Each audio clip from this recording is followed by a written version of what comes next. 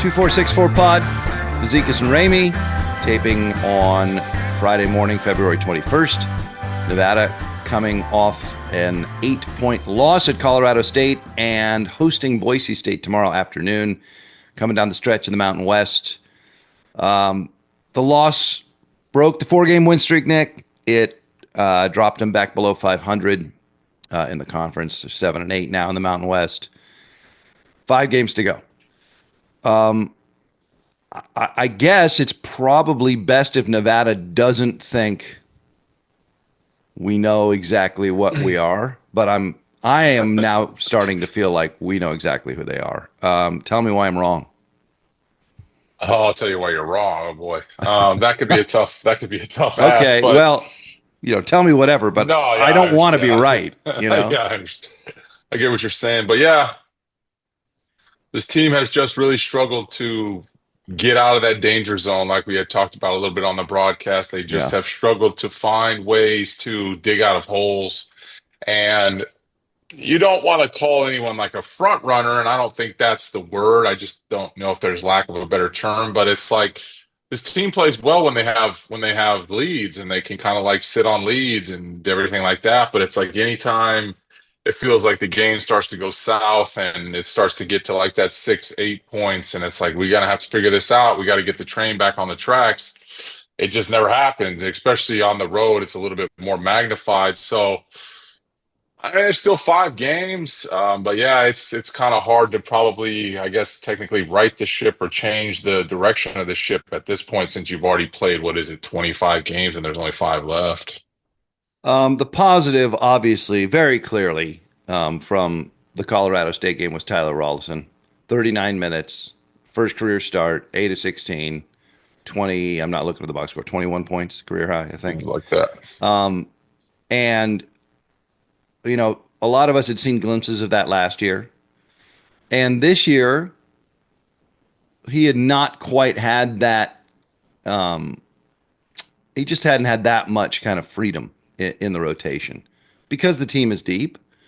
And also because I think he would be the first to admit he had not maybe played up to standards, his own and the programs, but he has corrected that, and he has received increasing opportunities. And then against the Rams, I thought it was so much fun just to watch him play, really without any fear. That was the number one thing I saw. How did you see it?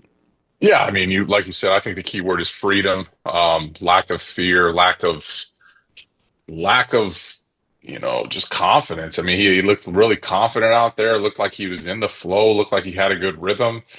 And yeah, guys like that haven't really been the focal point for the first 2/3 of the season, like that was kind of very spotty minutes. I mean, maybe that is, the way that this ship kind of goes in a different direction or can slightly change directions. But yeah, he was definitely a positive. Like you said, it was fun to watch some of the shots that he was able to create, some of those shots he was making, those floaters, the way he was able to get into bodies and stuff like that was really like it was really fun to watch. And so you hope that that could continue just for the simple fact that Nevada offensively can use any spark possible. And if you can get a guy to come out there and shoot it at a 50% clip and go out there and get you 20, I mean, I think anyone on that roster is going to be happy with that. How did you feel he did as the point guard distributing, though? Yeah, I mean, there's times that, TR doesn't do the best of that. I mean, he's definitely more of like a score first type of guy, which, not always a guy at his stature and his height would you want him to be a score first guy. But I mean, it's not a bad thing, right? I mean, Allen Iverson was a pretty small guy and he was a score first guy, and look at where he kind of ended up. That's always Not the gonna comp I come to because TR's almost exactly the same size as Iverson. Yeah, and I mean Iverson was a special guy, and I mean he was one of the best college basketball players of all time. Went on to have whatever he did, but that's like not the comparison, but it is the comparison, right? Right. Where it's like TR can probably get better as he kind of gets seasoned and everything like that with making better point guard reads, but like you don't want to take away his strength, which I think is like his tenacity and his ability to score and his ability to find angles and stuff like that. So you want him to continue to be aggressive. And then at times he probably does need to reel it in and kind of understand that he has to make plays for others. Okay. Anything else from Colorado State? I mean, again, can like just on the game through the game lens, the 40-minute lens, it was 30 good minutes Yeah. and 10 pretty poor minutes coming out of half. And you're just not going to win games against upper echelon teams in the Mountain West when you don't play a complete game. What was the lull? I mean, we saw Colorado State really increase their ball pressure Yeah. out of the half. And was it just that Nevada didn't respond that well to it? I think that's probably what it is. I just think the response. I mean, I would say the one positive is like there's been several road games where I would say you could probably say Nevada have only played a good 15 minutes or 20 Mm. minutes. I mean, New Mexico was a bit of the anomaly, but like you look at the Utah State game, you look at the Boise game, like how many good minutes were really in that? Where it's like Colorado State is an upper echelon Mountain West team. So it's like at least you got three-quarters of the game that you played pretty good. And then it was just those 10 minutes were so poor that you just couldn't dig out of the hole. It's like if Nevada goes and plays average and just, goes neck and neck for those 10 minutes, then all of a sudden it's a 2, 3 point game instead of looking at a 16, 17, whatever, 19-point game. So I mean, there's obviously lulls and there's ups and downs in a basketball game. We all understand that, but it's the times when you can't let a 6-0 run turn into a 16-0 run, and you can't let a 0 for 3 slump turn into an 0 for 9 slump. And so those are the things that kind of have to get figured out. And I feel like some of these players just have to have an understanding of that, where it's like if Nick is playing well, okay, we've gone over 3. Let's get it to Nick. Nick, go get us a look. Like, go get a good look. Hey, TR, you've knocked down the last 3 shots in a row. Go get another one, TR. You know what I mean? Like, there's got to be some game management and game understanding with some of these guys that it's like, this guy's got the hot hand tonight. We need to keep going to him. Is that players or coaching? I mean, that's got to be more players, right? Yeah, I mean, I think it's more players. I mean, obviously, I think Steve, just knowing the levels that Steve has been at, I'm pretty sure he has a really good understanding of who's Yeah, hot, where he wants to right. go. I wouldn't sit there and question Coach Alford at all about what he wants out of this, but the guys also have to have an understanding, and that's where guys like TR, where it's like he is the scorer, but it's like you've watched Nick just go get 3 really good post touches and really good buckets. Like, okay, Nick, let's try it again, or like, and even if you get away from it, you got to kind of always understand that that's the well that you want to continue to go through for the duration of the game. And you mentioned Nick as he had 22 points again. He has been, I think, as consistent a performer as Nevada's had all year long. And he was dominant for stretches, for long stretches in that Colorado State game. His play in conference in particular, I think, has really impressed me. And he, I think, has leveled up here coming down the stretch. What do you see in his game? I would agree. I think a level up is a great way to put it. I mean, I think in the beginning it was kind of like it was almost like he was dipping his toes in the water, which was really, really weird because Nick didn't need to be that guy. Like he is the guy, but it does feel like he's kind of like in an upward trajectory of where he's kind of going and where he's individual play is headed. Right, he's rebounding the ball better. He's shooting at a better percentage. I'd love to even see if his free throw numbers are maybe kind of like slightly getting higher, but.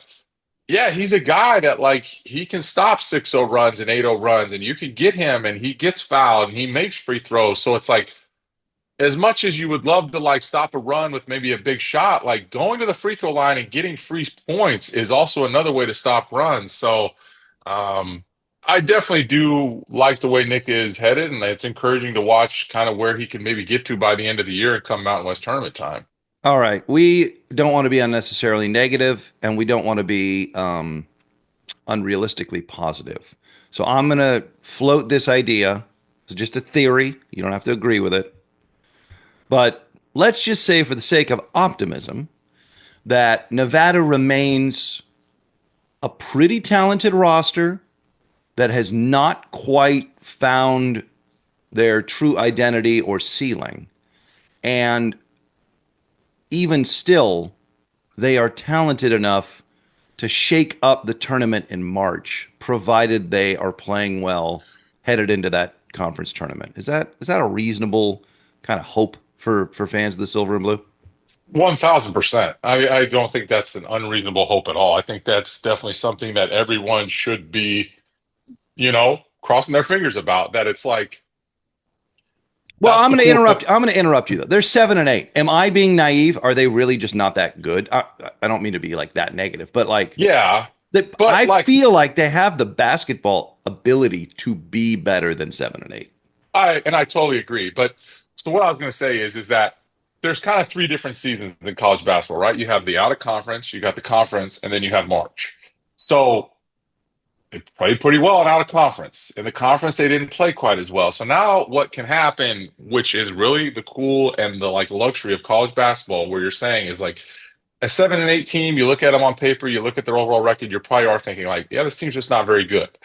But the cool thing is that at the beginning of March, you get to wipe the whole slate clean, right? Like the whole thing is wiped clean. Everyone goes back to 0-0. I understand there's seeding and everything like that, but everyone is now 0-0 again come March. So it's like maybe that's the refresher that these guys need. Maybe that's the refresher that does get this team back into maybe the best form possible because there's nothing to lose. And it can also go the other direction, right? Like maybe it is, like you said, maybe there's just not a very good team. They just never figured it out. And like it's hard to figure things out in March, I will say that. But there is a different sense of freedom and there is a different mindset when you go into that Mountain West tournament and it's back to 0-0. Okay. Boise State, 3 o'clock Pacific start tomorrow, Saturday. Len Stevens and I are on the air at 2:30. What do you want to see from the Pack, Nick Fazekas? They lost by 10 at Boise State earlier, although that was a game that Steve Alford cited was a game of improvement, and that loss immediately preceded the 4-game win streak. Yeah, I would really like to see this team just battle. You'd really just want to see this team win. I think that like at this point, trying to find like all these different silver linings and saying, oh, well, they battled or they did this for a good stretch or we improved. Like I would assume improvement at this point is like we lost at 10 on the road, we won at home. You know what I mean? Like that would be the improvement where it's like all of a sudden you went to Colorado State, you went on the road. We all understand it's hard. It's a lot hard to win on the road. That Colorado State game was back in January, whenever the heck it was. That was a long time ago. So this is like fresh, right? Like Boise State was just a couple weeks ago. It was on the road.